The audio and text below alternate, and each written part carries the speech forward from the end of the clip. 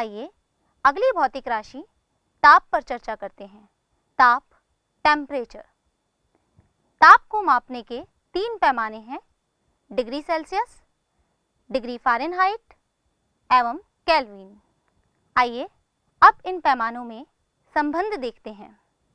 Degree Fahrenheit और degree Celsius पैमाने में संबंध निम्नलिखित सूत्र से निरूपित किया जा सकता है। डिग्री फ़ारेनहाइट बराबर 9/5 डिग्री सेल्सियस प्लस 32। इसी तरह केल्विन और सेल्सियस पैमाने में संबंध को निम्न सूत्र से निरूपित किया जा सकता है। केल्विन बराबर डिग्री सेल्सियस प्लस 273.15। आइए अब इसे समझने के लिए कुछ प्रश्नों को हल करते हैं। प्रश्न 35 डिग्री सेल्सियस ताप को डिग्री फ़ारेनहाइट पैमाने में परिवर्तित कीजिए। इसका हल करने के लिए सबसे पहले हम सूत्र लिख लेते हैं, जो कि डिग्री फ़ारेनहाइट बराबर 9/5 डिग्री सेल्सियस प्लस 32 है। इसमें दिया गया डिग्री सेल्सियस का मान रखने पर यह 9/5 गुणा 35 डिग्री सेल्सियस प्लस 32 हो जाता है। इसे और अधिक हल करने पर परिणाम 95 डिग्री फ़ारेनहाइट आता है, जो कि हमारा उत्तर है। आइए अब एक दूसरे प्रश्न का हल ढूंढते हैं। 25 डिग्री सेल्सियस ताप को केल्विन पैमाने में परिवर्तित कीजिए। हल देखने के लिए सबसे पहले हम सूत्र का निरूपण करते हैं।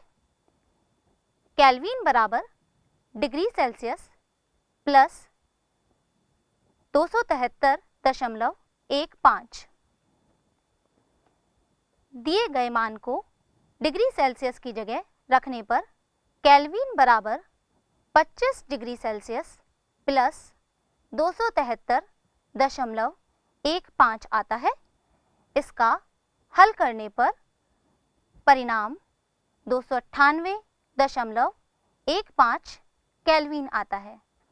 तो बच्चों, आपने सीखा किस तरह से ताप का मापन किया जाता है और उनके पैमानों को एक दूसरे में परिवर्तित किया जा सकता है। आइए अब अध्याय का एक नया टॉपिक, मापन में अनिश्चितता, अनसर्टेनिटी इन मेजरमेंट। कई बार जब हम गणना करते हैं तो प्रायोगिक गणनाओं के साथ साथ सैद्धांतिक गणनाओं में आंकड़े जो लिए जाते हैं वो काफ़ी अधिक राशि में होते हैं, जिनका बार बार गणनाओं में सरल संचालन संभव नहीं होता है। अतः इनके लिए कई तरीकों का उपयोग किया जाता है, जैसे वैज्ञानिक संकेतन।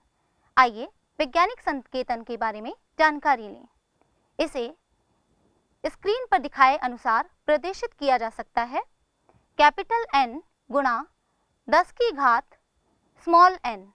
यहाँ स्मॉल n एक चरघातांक है।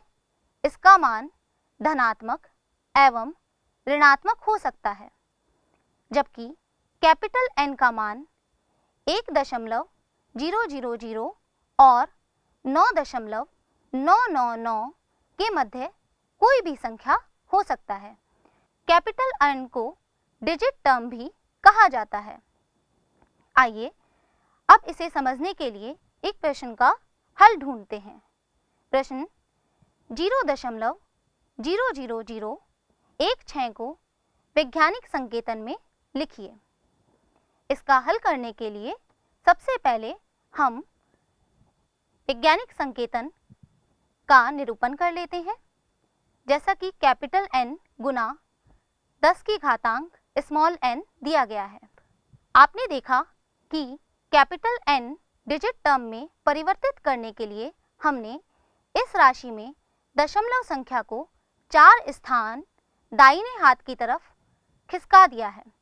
ऐसा हमने इसलिए किया है क्योंकि मैंने आपको बताया डिजिट टर्म की राशि 000 से 9.999 के बीच ही होनी चाहिए। आइए अब वैज्ञानिक संकेतन में कुछ गणितीय प्रचालनों को करते हैं, जैसे गुणा और भाग करना। इसके लिए हम कुछ प्रश्नों का हल ढूंढेंगे। प्रश्न आपके सामने स्क्रीन पर दिया गया है। इसका हल करने के लिए हमने यहाँ राशि 5.6 गुणा 6.9 को एक साथ लिखा है, जबकि 10 को कॉमन ले लिया गया है और क्योंकि घातांक की बेस आधार राशि 10 है जो कि दोनों में उभयनिष्ठ है अर्थात कॉमन है, इसीलिए इस पे घातांकों को एक साथ जोड़ करके लिख दिया गया है। अगले चरण में हमने इन दोनों घातांक राशियों का योग किया, जिस पर 10 की घातांक 13 में यह परिवर्तित हो गया है।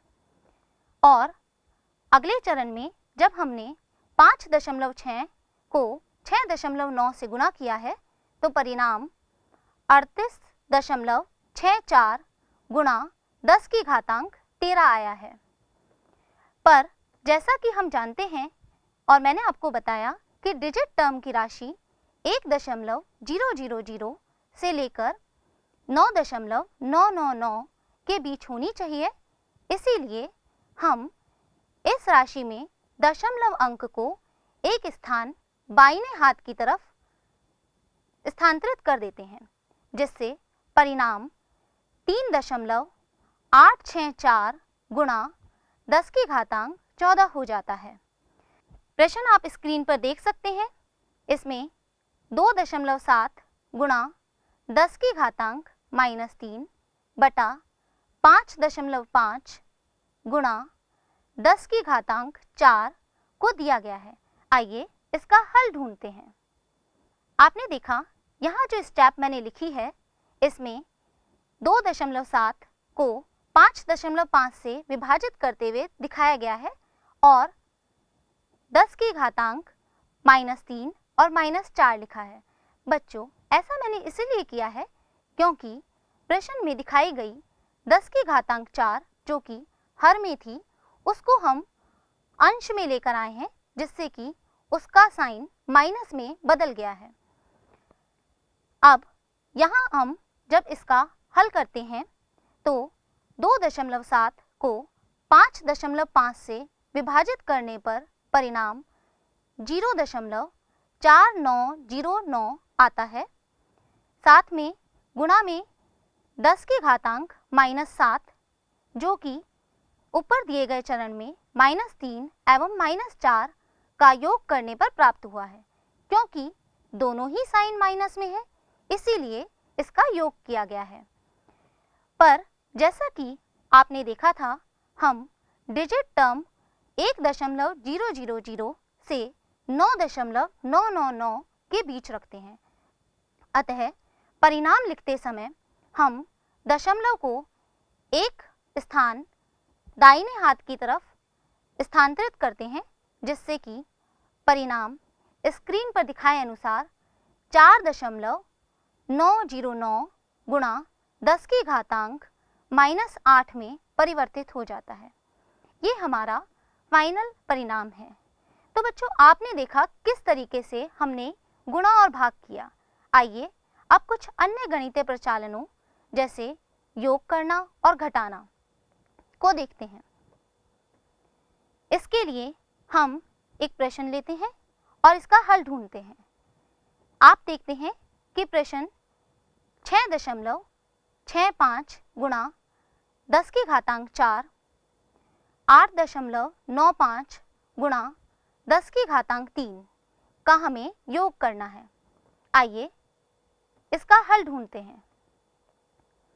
बच्चों, यहाँ ये जानना बहुत जरूरी है कि जब घातांक राशियों का योग अथवा घटा किया जाता है तो उनके चर घातांक अथवा घातांक राशियां बराबर होनी चाहिए।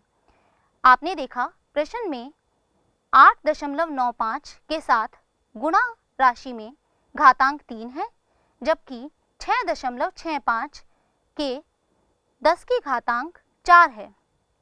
अतः हल करते समय पहले हमें दोनों राशियों के घातांक राशि को बराबर करना होगा। इसके लिए हमने प्रश्न में दी गई राशि 8.95 गुणा 10 की घातांक 3 को 10 की घातांक 4 में बदला है और इसके लिए हमने दशमलव बिंदु को एक स्थान स्थानांतरित किया है, जिससे आप देख सकते हैं यह 0.895 गुणा 10 की घातांक 4 में परिवर्तित हो गया है। अब हम आसानी से 10 की घातांक 4 को कॉमन लेकर इन राशियों का योग कर सकते हैं। आइए इनका योग करते हैं। आपने देखा परिणाम 7.545 गुणा 10 की घातांक 4 है। आइए अब एक अन्य प्रश्न जो घटा पे आधारित है का हल ढूंढते हैं। बच्चों, आपने देखा इसमें भी घातांक राशियां बराबर नहीं हैं, अतः घातांक राशियों को बराबर करने के लिए हम इन्हें दशमलव स्थान को स्थानांतरित करते हैं।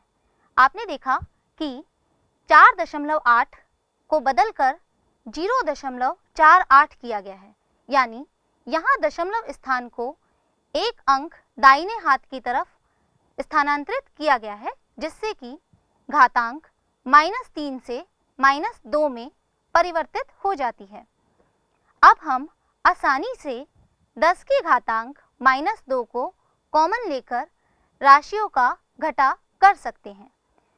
2.5 घटा 0.48 का हल करने पर परिणाम 2.02 गुणा 10 की घातांक -2 आता है। अतः आपने देखा कि किस तरह मापन की अनिश्चितता में हमने वैज्ञानिक संकेतन से प्रश्नों का हल करना सीखा और देखा कि किस तरह से बड़ी संख्याओं का सरलता से संचालन किया जा सकता है, जिससे सैद्धांतिक गणना करते समय हमें किसी तरीके की किसी भी परेशानी का सामना ना करना